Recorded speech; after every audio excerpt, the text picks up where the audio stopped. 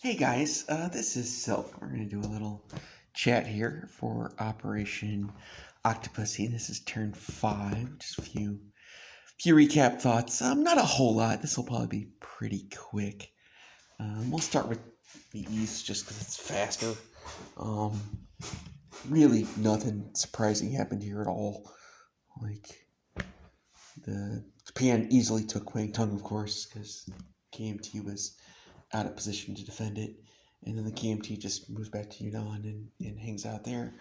Um, Nothing real shocking there. They get the two little, they get the little East A gun. You might see Japan take a swing at them while they only have 2 AAA. But I don't think they want to risk their Marines, is the catch. And they only have 6 infantry, so probably not. Likewise, this is not a huge kind of surprise. Like, he could have either kind of bullied the CCP or he could bully Yunnan. And the fact that he picks Yunnan isn't a real surprise because he wants to come down here anyway. So him moving his units down here just kind of already facilitates. I suspect you'll see more stuff coming across as we go here. All right. The one tidbit I did find interesting, though, was finishing this carrier on turn 5.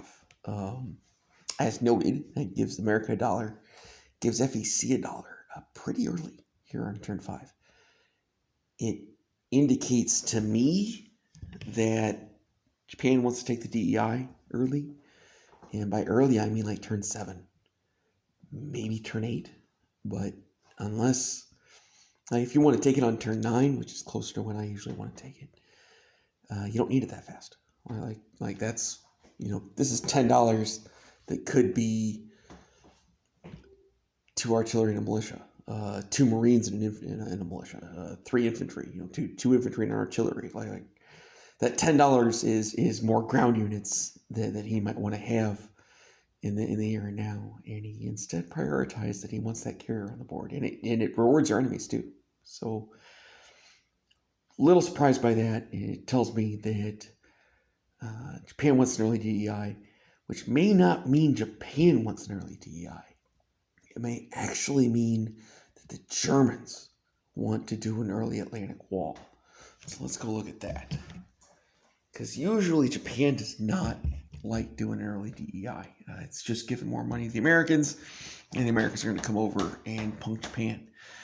But the earlier Japan takes the DEI, the earlier the Germans can take Netherlands. And that's really the linchpin to getting the Atlantic Wall down. So it may be a situation where Germany attacks, turn 6? No, they could attack 7. They could attack 7, DEI falls on 7, and Netherlands falls on 8. And they erect the Atlantic Wall on turn 8. Very, very possible, given what this board state's looking like. Which is just going to give them more turns, really, of getting the guns and the fortifications out. And it's kind of a late game play that you do early, right? To kind of build leverage there. So look for that. I can't see any other reason why they'd be doing what they're doing, so that's kind of where I'm leaning on that. Next thing, I really like Global War Enthusiasts saving up there. It definitely created some we don't know what he's going to buy sort of thing. And he clearly decided he really wanted to have the mechs, because he bought the 5 medium armor, 5 mechs, which is 54. So he spent 54 on his tech phase, and then spent another, actually got 6 mechs, didn't he? Because he then got the 2 light armor and the mech. A little surprised he bought the light armor there. Like for that 8 and 4, he spent 12 to buy 2 light armor and a mech. He instead could have just bought 2 more medium armor and really gone heavy with his I have a giant dangerous tank stack, right, with the medium armor, to kind of just smash whatever he wants to smash, which is a little bit of where I thought maybe he'd be leaning, but he decided again to spread out a little bit and get the 2 extra. The The 2 light armor gives him some disposable units to kind of throw away, which makes sense. But he's already got airborne to throw away, and France is so cheap here. Like there's hardly anything there. Like if he's willing to spend his planes or risk his planes, I should say, he can take that with like 6 ground units, 2 airborne, and maybe it's 8 ground units, 8 ground units, 2 airborne, 4 planes, and you just smoke that fight. And obviously, if you have 10 or 12, you smoke it even faster. But he bought 13 units plus the 2 airborne he already had, and then obviously has his 4 planes. So a little, and he spent the 8 on the light carrier there. So kind of a baffling purchase. I really thought he was going to grab a strat bomber at the same time because he had so much extra money and didn't need more ground forces that I thought he was going to buy a strat bomber. Spoiler alert, I have seen Germany 6. He does buy a strat bomber, interesting enough, on turn 6 and not attack, which maybe he already knew that he was going to attack. A lot of times my buy on turn 5, though, will give me the option to attack. Like, I'll want to be able to attack on turn 6 if I want to. And I really would have wanted that strat bomber to have the option of bombing the British. Strat bomber with lightning war is crazy good time because you literally use it twice. So it's great. You go bomb one factory and then you go bomb the other factory. And Great Britain is really sad. So that was kind of a little bit what I thought he was going to do on turn 5. And it turns out he's now done on turn 6. Again, I've seen the turn. But then he buys 2 more airborne to obviously go with his strat bomber, which indicates he doesn't want to use his strat for more bombing. So I'm just confused. So if I seem a little discombobulated, that's why. I'm really kind of baffled by what the Germans are doing, which is good for them and bad for me. Like, that just kind of naturally means that I can't predict them very well. So that's a definite problem for me. That's probably it. What else do I got?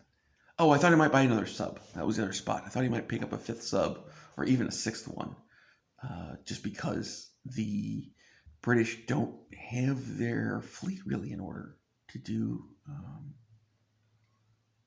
anti-raiding duty. So it seemed like that was something that I thought the Germans might do, but again, they don't. So a little surprise there too. I think that's all I got, though. Tech. The Germans went 3 for 4. Japan went 2 for 2, which they're, again, any given series tech of dice, the dice will have to eventually come back to the mean if you get this series long enough. So it's not it's just random numbers, obviously, but that does somewhat help them return to the norm. The American tech die program was basically normal. The British one is still high. The Soviets one is high. I'm at 4 out of 5, but my money die are low, so I'm being punished there. So that's keeping me under wraps.